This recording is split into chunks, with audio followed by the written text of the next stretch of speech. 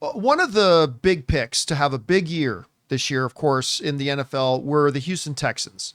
CJ Stroud last year was a revelation, right? I mean, he just kind of exploded onto the scene. A lot of high expectations coming to the year. And then they pull off a little coup. They managed to get Stephon Diggs away from the Buffalo Bills, adding to their impressive receiver roster. Well, it's starting to look like maybe it's a good thing that they did, because the NFL's leading receiver, Nico Collins, suffered a hammy in a game against the aforementioned Buffalo Bills, and they're now saying he, CJ's main number one choice weapon, is going to be out for a minimum of 4 weeks.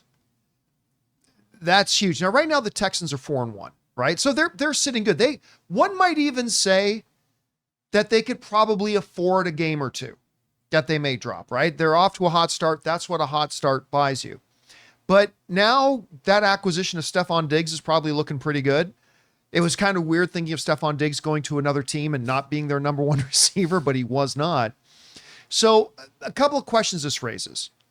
What is this going to do to CJ Stroud's numbers? What's this going to do to the overall effectiveness of the offense? Are they going to be able to adapt and work around this? Ryan, they've got a solid receiving core.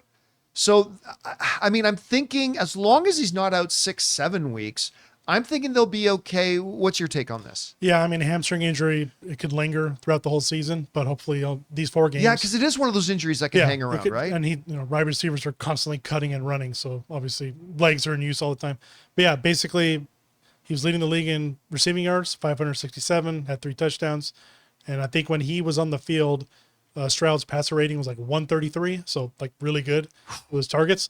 So now that he's out, like you're saying, Diggs has to step up into a role, which he was always a number one receiver on the Vikings and the Bills. So it's not like he's never had that role on a team.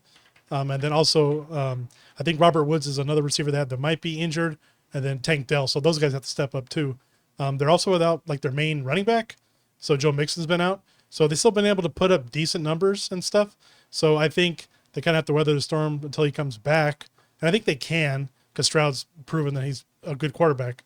So, and I think after he went out in the game, Diggs finished with 82 yards receiving. So he kind of did step up after the first quarter when he went out. So I think they can handle it. Also, their next 4 games, they play against the Pats, Packers, Colts, and Jets. And the Jets are the only good. Those are all winnable teams. They're winnable games. I mean, the Packers game could be challenging, and but those Jets, are all winnable. And the Jets are the only one with a good defense.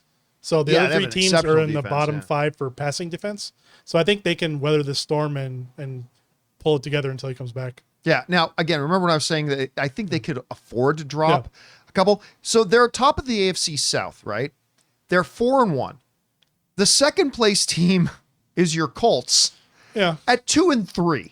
So they've got a little bit of breathing room there. It's not the worst thing in the world if they do drop a couple, but I think even the Packers is going to be a tough one. I think even the Jets is a winnable game. Yeah. So, I mean, they can go 2-2 in this next stretch of 4 and be okay. Again, I think the big question for them is going to be whether or not this is an injury that stretches beyond 4 weeks. Because if it becomes longer term, you get into the second half of the season, that could become more costly. Yeah, or towards the playoffs if they do make the playoffs. Oh. So, I mean, hopefully it wouldn't last that long. For sure. But hopefully he can come back soon, and Mixon can come back too, and they can get their full offensive team back together. All right, guys, question is for you. What do you think about this? Nico Collins, number one receiver in the NFL so far this year, and CJ Stroud's favorite target has gone down. Going to be out a minimum of 4 weeks, but they do have a bit of a pad in the conference, in the division right now. Whatever you guys think about this, how big of a deal is it? Jump on down to our comments section and let us know what you guys think.